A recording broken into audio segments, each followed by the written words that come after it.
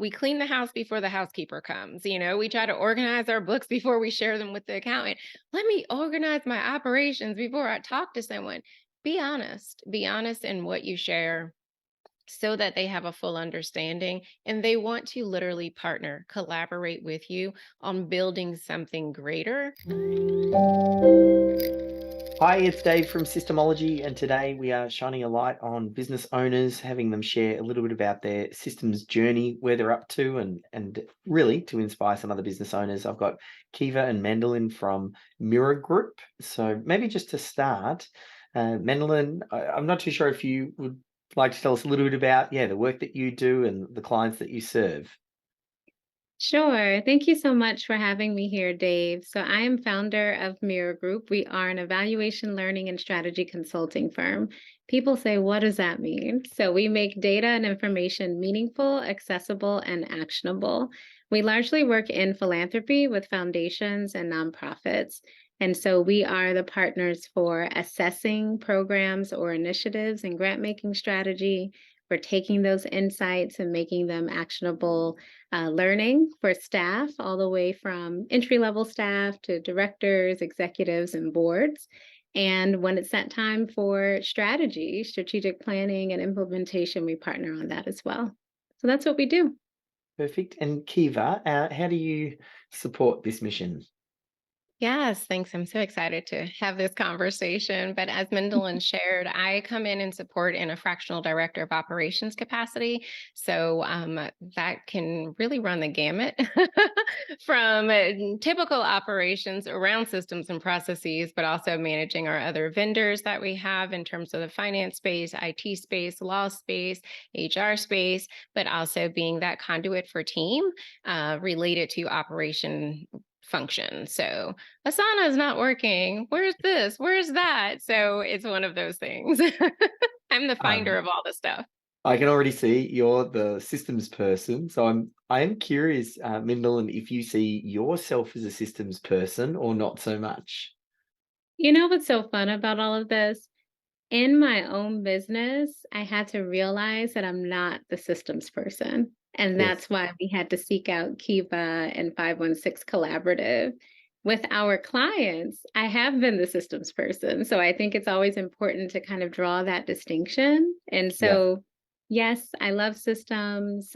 Colleagues and friends know I dream in spreadsheets. It's my love language, all these fun things. And as you know, as a business owner and entrepreneur, I can't wear all the hats in the Yeah. business. And I realize that there are people out there that have a heart and a talent and a skill set for this, even mightier than my own, who I could really partner with to do this in Mirror Group. And so, so happy that Kiva, oh, brought this to us. Oh, yes. I'm messing it up, but at some point you saw the book. Oh, there The we book. go. It flashed up. Yep. Yeah. Uh, Yes.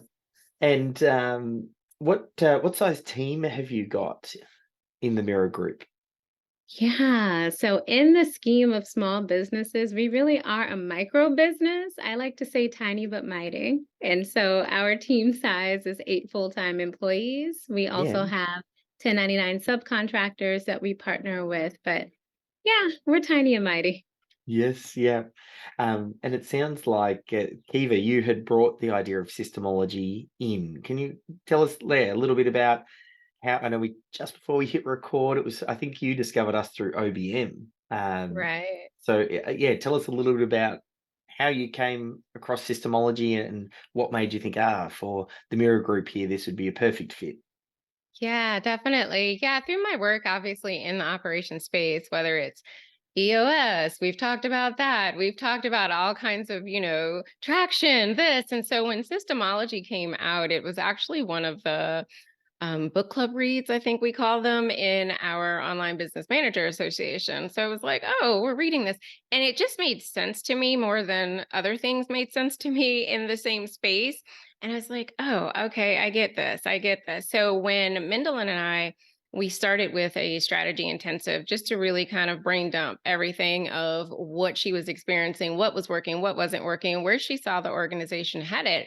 And as a part of that, we knew that there needed to be some hires, needed to be some things that really came off of her plate And Yeah. I really won't go into this, Dave, but she was doing a whole Yes. lot, a whole lot. And so we knew there were some key things that needed to come off of her plate. But for them to come off her plate, where were they? Not so much where were they going to go? Whoever they went to, would they know how to do them? And Yeah. so our initial set of work was we laid out 20 systems that were, some were team based, some were more admin based in terms of tasks that Mindelyn actually was doing. And we started the process of, this is what the CCF is, the critical Yes. client flow. And we just started breaking that down and videos and SOPs and refining that within the team. And really, that's kind of how we got the ball rolling and we partnered. I'm actually not the systems champion in the organization. Yeah. We have a full-time employee for that who Awesome. is she's systems minded, and Yeah. we use Asana, and so she just has been able to bridge gaps between what they already had existing as well as how do we incorporate this. And so she's actually the systems champion, and it's just now like getting everyone to keep thinking in a systems mindset as we move forward. Yes. Yeah. And Mandolin, how have you gone with the extraction process? Because I know visionaries, they often uh, know the way they would like something to be and not necessarily the way it is. And when a visionary gets caught up creating systems, sometimes you can over engineer or overthink it to try and go, oh, it has to look like this. Whereas quite a lot of Systemology's core principles center around the idea of, well, first capture what you're currently doing. Let's make that repeatable. Let's get everybody on the same page. Then we can look to improve. So how did you find that process? Well, you said it, it's extraction. And when most people think about extraction, they are not Yes. sunshine and bubbles. But I will tell you, when I really think about the journey in entrepreneurship and business ownership, just where we are at Mirror Group at this stage, 6.5 years in as a business, despite being in this field for over 2 decades, Kiva and her team in Systemology came at the right time. And I think Yeah. that you know this because part of this is really a mindset shift within the Yeah. founder and the owner. You have to be ready to say, okay, yes, you can extract this knowledge from me and you can get this down and we can turn this into repeatable processes. And so I would say that the timing was right on time. Your book, it spoke to me. I'll be honest with you. Like I just remember reading through it and I was like, "Oh gosh, this is how I felt when, when you just read a book and it's like you and the page, but you and Yes. I haven't met yet." I was like, "How does Yeah. Dave know this?" "Oh, because I'm not alone in this." Okay, got it.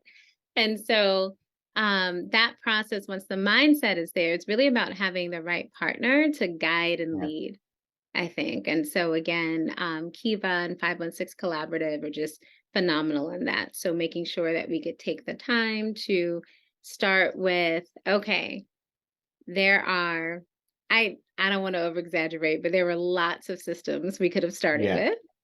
And so we really had to chunk it down to say, let's do our first systems project. And Yeah. Kiva had me do the hard work. And we had some collaboration around that of selecting the first 20 systems that Yeah. we were going to get down. And that mix and that process felt really good to address the team and their needs and where we were and what could ease up some things for them. And also the 20 hats that I was wearing and the ability to get them down to 15 hats, right? And so looking at that process, and the exciting thing about it is just getting the feedback, from staff around how does this feel and how is this helpful? We had a new hire come on board, and one of the systems that we laid out was employee onboarding. Yep. And so she gave really good feedback about, oh, this was great. All this flowed so well. And then there were a couple of things that she added to say, oh, it'd be helpful if, but because we had our systems champion, because we had Kiva, we already had our knowledge workers implementing that feedback so that the next newly onboarded employee would go even smoother. That was awesome. Yes. The admin SOPs, right? We're doing a lot of work to set a strong foundation and integrated infrastructure. And so those things, and I know you're going to recoil in horror, but running payroll and setting up other things, where it's like, why are you still doing that, woman? Yes. Yeah. So Yeah. getting those down and bringing on board an excellent finance and accounting partner who already had systems in mind, are already implementing in this way, are ready to create SOPs, and us being able to say, here's the handoff of what we have, the SOP, the video, the format. You go and have at it and create more, right? And so Yeah. that is an amazing process as well.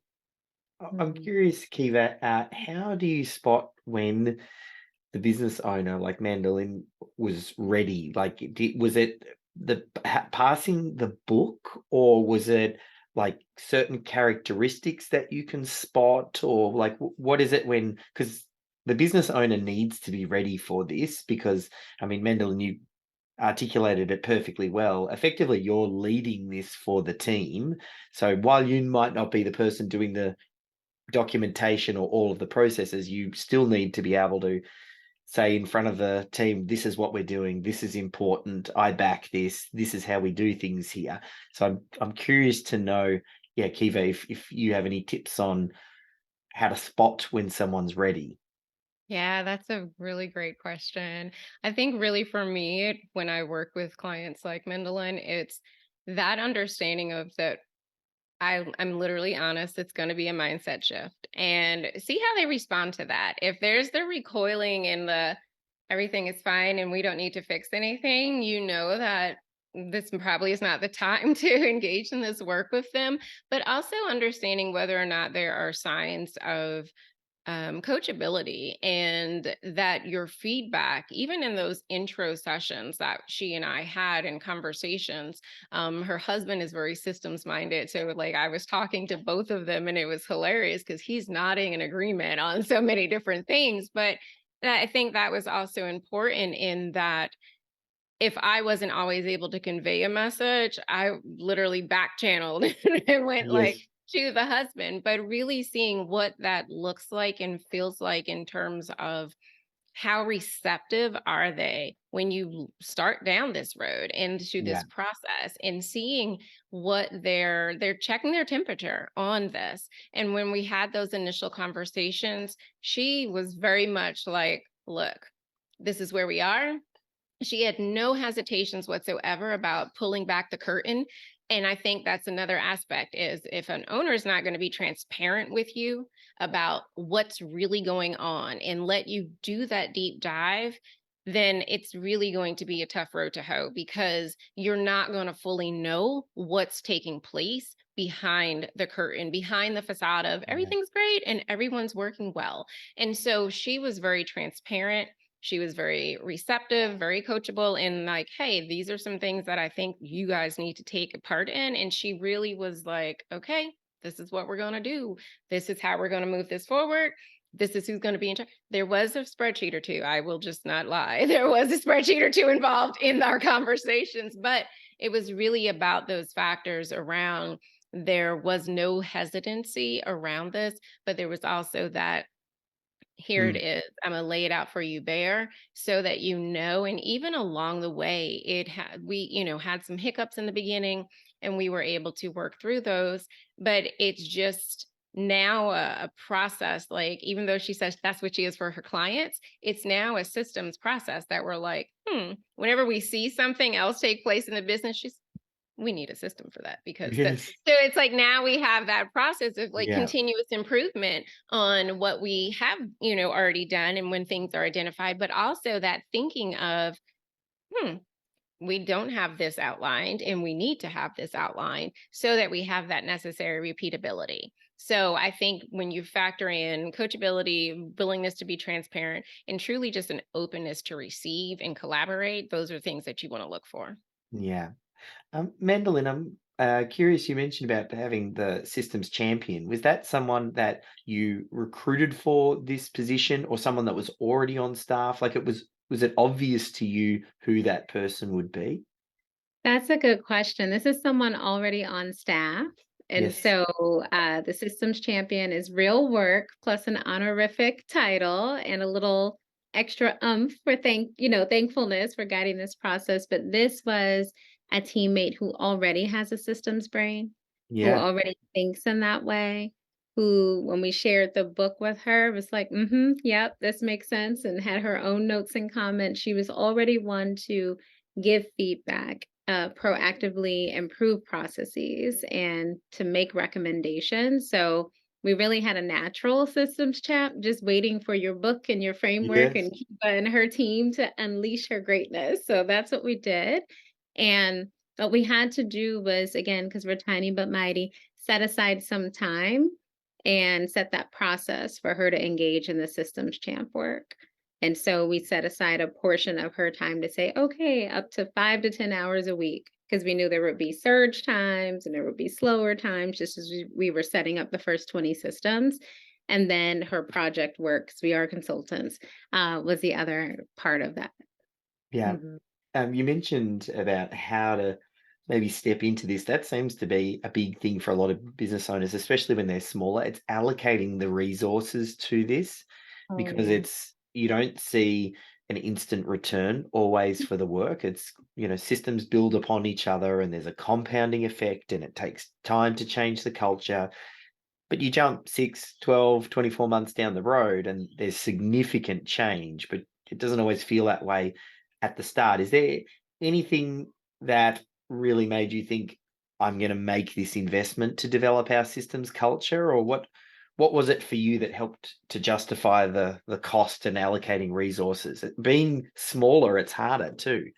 I appreciate this question. Really, it was three things. So one, just going through the journey, which I love to call the joys and the pains of business ownership and entrepreneurship. It was like enough with these pains that keep Yeah, recurring. Systemology seems like it's going to be a great way for us to invest and for us to really have the scalable processes and have everyone be involved in them. So we had tried it a couple of different ways before, and so yeah, it was time to say, this one seems more promising. So that's one. Um, two, again, I always joke and say, when I start my next business, all the things I learned this time around that I'll do a bit sooner next time, right? And yeah, so you heard me say it, we're 6.5 years in, and when we brought Kiva on, we were 5.5 years, and we're almost at a year. Look at that, we're almost at a year. Um, and so I think about that process, and it's huge in the United States, right? To be a yeah, small business, to be profitable, to be in business more than 5 years, it's milestones that a number of yeah, businesses don't quite make, to hire other staff, to have them full-time, salaried benefits. So there were great things that we did. And also, I know, and I knew then, like, there has to be a less painful way to do this, you know? And so one of the things that I would tell myself all over again of getting started, do this early. yeah, Like, do this from the beginning. I know it seems like a big investment, and right now you need to sell, and right now you need to deliver. But if you don't want to continue working really long days and nights, I won't say the hours, yes, this is something you need to do in the beginning. It's going to lead to so much more freedom for yourself and for your team. So those things I think are very important to consider. And then the other part of it, I'm fiscally conservative by nature, and I yeah, love numbers and scenarios. So it was really sitting down and saying, okay, how much is this going to cost? And how much time is this going to take? And who's involved in it? And what's the value add? And so I had my own kind of calculations, if you will. And it's not all financial. It's yeah, time, it's capacity, it's skill set, and then really understanding that once those things are in place, what becomes so much simpler to do. But really, the linchpin of it was having a great intensive session with Kiva. And this wasn't even our first intensive, this was like the mid year. And she came up to DC. We're across the, table in the conference room, and we've got stickies or whiteboard, going on. And she's like, "How much time do you spend on," and we're enumerating this time. I yeah, know. And she says, "Okay, and these are all things that, oh yeah, a different role could do this, a different role can do that." And when she literally was like, "This much of your time will be freed yeah, every month, every week." What would you do at that time? It was just like, it solidified the decision we already made. There's so much more you can do as a business owner when you're in your zone of genius. adding value to your business the way that only you uniquely can, when you're able to offload that knowledge that you have about other things that have to run, it has to be Yeah. steady, it has to go up to your standard, but it doesn't require you to do it. Yeah. Mhm. Oh, that's perfect. You articulated a few insights that I think would help move a business owner forward. I'm wondering, Kiva, you might have some ideas if there were any challenges as you're going through this, because business has challenges and changing culture in particular can be challenging, and it only gets harder the bigger you get. I think that's why I like what Mindelyn was saying, is do it early, because as the team gets really, really, really big, or you've been around for a long time, they get stuck in the ways, and then it becomes harder and harder to change. But are there any challenges that you've seen either, yeah, in Mirror Group or others, and how do you kind of help them to overcome some of the challenges as they systemize? Yeah, that's a really good one. I think one of the main challenges is just constantly reminding the team, especially if you have layers of management. Like when someone comes to you and asks, the first response should be, go see the SOP. Like instead of, this could happen. Oh, let's go. And like all of a sudden, people are making up different ways to do stuff when it's like, we already created that. It's right over there. I just need you to take a Yes. left and take a right, you know? So really reminding, especially those who supervise others or who might be team leaders, Yeah. to first step is refer to the SOP. Because in that way, not only are you training yourself, let me first go to the SOPs. Let me first go to the handbook. Let me first go to the manager's guide. You know, you're training the team that they don't need to come ask you every step of the way. They need to go research for themselves, which is the SOP. So Yeah. really, I think that's a really just a big challenge, and it's kind of one that's ongoing because you kind of have to, after about 3 months, it's almost like small kids. It's like, we talked about this. So yeah, I don't need you to do X again, you know, and you're like, I had this conversation recently, but it's one of those ongoing conversations because like you said, you're changing culture. You are training people to do things differently than what they had been doing.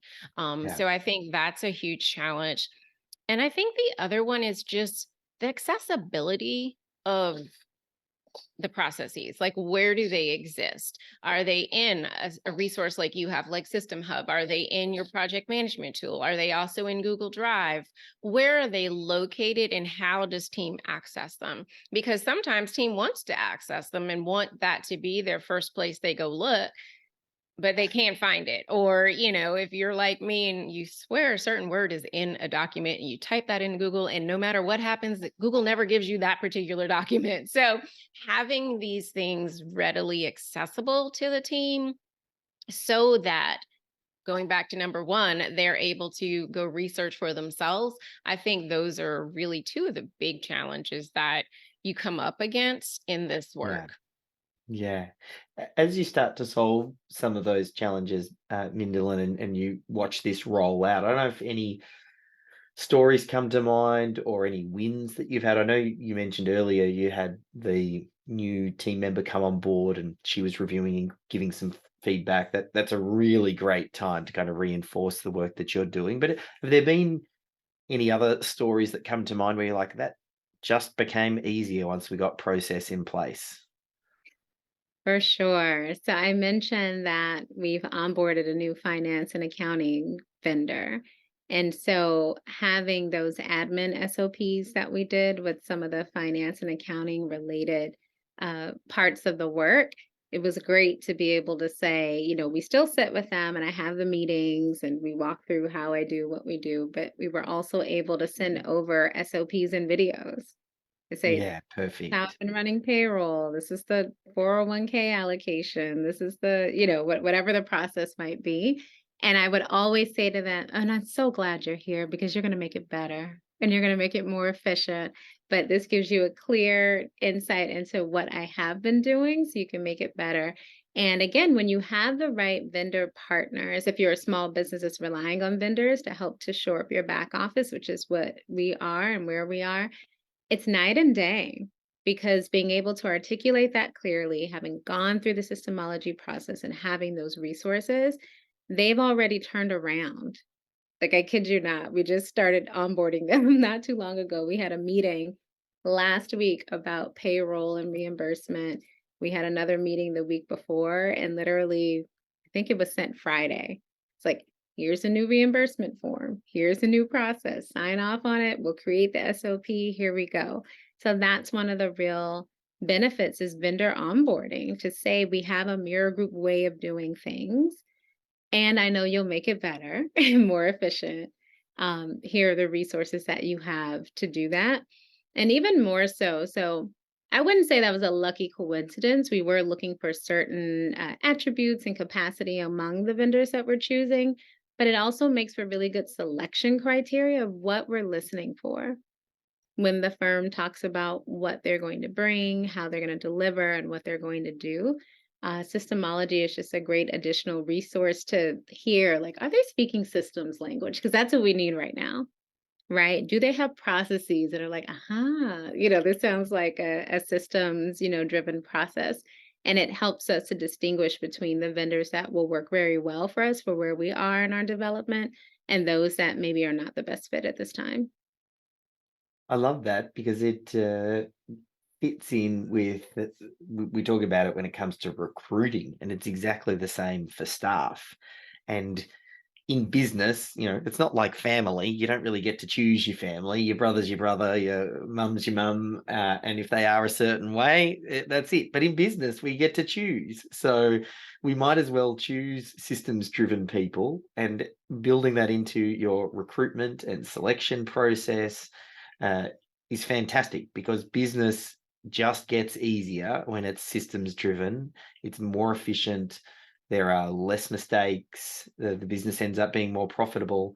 And I can hear it in the way that you explain it, Mindelyn, that the quality of your problems is that you're working on and solving will just continue to get bigger, and you'll work on more valuable problems, as opposed to where a lot of business owners get stuck is solving just the day-to-day minutia and solving the same problem again and again and again. Whereas you build a culture of systems, and it's like you level up. You just can delegate down and pass on those tasks. Maybe in the sort of the final part here, Mendelin, I'm wondering if there's any final suggestions or words that you can give to a business owner that may not have yet embraced systems, or maybe if you were to speak to an earlier version of yourself, what you might say to them about systems. For sure. Before I say that, I just want to thank you for that encouragement and the word that you just shared right now, because really that leveling up is what a number of business owners desire to do, dream of doing, especially when you are like myself. And I think many of us are, you're a technical founder, you know how to do the thing that you're delivering, and then you start a business around it. And so it's very encouraging to hear about the leveling up, and there's a way and a process to do it. So thank you for this contribution with Systemology. My encouragement, number one, purchase the book, read it, and write in the margins. I'm a write in the margins kind of person. So I've got all kind of notes in here. I have dog ears, all the things. And I think it is very important to be honest with yourself. If you're reading the book and you're like, I don't get it, it's probably not time. Because there's a certain mindset you do need to have as a business owner to partner well in implementing this process. If you're reading the book and you're like, I get it. Oh, that's me. Yes, I've had that pain. Oh gosh, how beautiful it would be to get rid of this, which was my experience. You need to figure out how you're going to implement the system. You have to find a resource. You have to designate, allocate those resources. And not saying you just have to jump and do it, but take that time, figure out the capacity, the skill, the budget, what your timeline is, and find a good partner to help you implement it. If you're in the middle where, yes, this seems like what we need, but oh gosh, it seems scary, or I'm not sure about how to proceed, I really recommend that you take some time and just have, I call them meet and greets, but get to know some systems folks, right? Have that conversation, and in particular, small business systems folks, and say, what would it look like to do this process? right? Do a little bit of that exploration. So it's not just the scary unknown, I think I need it, but I'm not sure. But it becomes a bit more concrete about how you might do it and the difference it will make. So that's my encouragement. I know it's a little esoteric, but you have to read the book first. I'm telling you, you see yourself in the pages. And I was so encouraged because the forward, of course, I mean, you know this story, it's your story, Dave, but Michael Gerber, the E Myth was another book where I read it and I was like, this is me. Why didn't I get this book years before I read it? And I literally had the same experience with systemology. Mhm. Perfect. Thank you for the kind words. And Kiva, how about for you? Is there anything that you could say to a business owner, trying to decide if systemology is right for them, or any inspiration you might provide them? Yeah, definitely. I'll just be honest. Operations is not sexy. It is not sales. It's not marketing. It's not the thing that you're like, it's all glittery and shiny and so pretty. It's not, but it's the necessary backbone of your business that if you obviously outside of finances, but if you ignore it, like you are limiting yourself in the growth, the impact, the potential that you and your business can have, and as well as the longevity. Because the burnout will come and it's going to come hard, and you're going to want to toss your hands in the air. And what if I build? Let's burn it all down and start something else, or, go to work, or I don't know, eat bonbons somewhere. But like you won't, if you don't want that to happen. And I believe most of them don't because they had this burning passion to get started in the first place. Take the time to assess, like, what do I need operationally? Um, and I think even in that, as Mindelyn shared, having some exploratory conversations, make sure that you partner, I feel, with people who take the time to get to know your business. Anyone who comes in and wants to throw out your baby with the bathwater may not be your partner, because no matter what's going on in your business right now, you've had a business, you have things that are in place. What can we do to improve upon those? Maybe some of them do go into the trash bin, but how do we work with what you have and make it better? I think that is one of the things that, it can make this process less scary, because sometimes it is. We don't, we clean the house before the housekeeper comes. We try to organize our books before we share them with the accountant. Let me organize my operations before I talk to someone. Be honest. Be honest in what you share, so that they have a full understanding and they want to literally partner, collaborate with you on building something greater, and not just poo-pooing everything that you've built, because you obviously have existed. You've obviously delivered on your service. You've obviously had a team. You have all these things in place. We're there to help strengthen that foundation, to allow a much greater building to take place because of a strengthened foundation. I love that. It's a rite of passage that all business owners need to go through. If the dream is to build a profitable enterprise that works without you, you can't not do it with systems and processes. Then they are the building blocks, and it's really just about capturing your way and passing it on. And you've already developed a way, you've figured some things out, you know who your target audience is. Oftentimes you're selling products and services to those people, and you're getting great feedback from those clients and repeat business. So you know your business kind of works. Really, all we're talking about is, how do we now make this repeatable? How do we capture what's working? And in that process, we identify maybe a couple of bits that are broken or things that might be improved. And this is part of the path. So, yeah, I just want to say a huge thank you to you both for the work that you do, and helping to share the systemology message and being a prime example of that. I know I'll put a link through to Mirror Group LLC, so that way people can dig into a little bit more about the work that you guys do. And yeah, just want to say a huge thank you for the shares today. Thank you so much for Awesome. having us. I know. Thank you. This was a fun chat, Dave, and wishing you all the best with this work and your retreat in the Philippines. Oh, yes, that's coming up.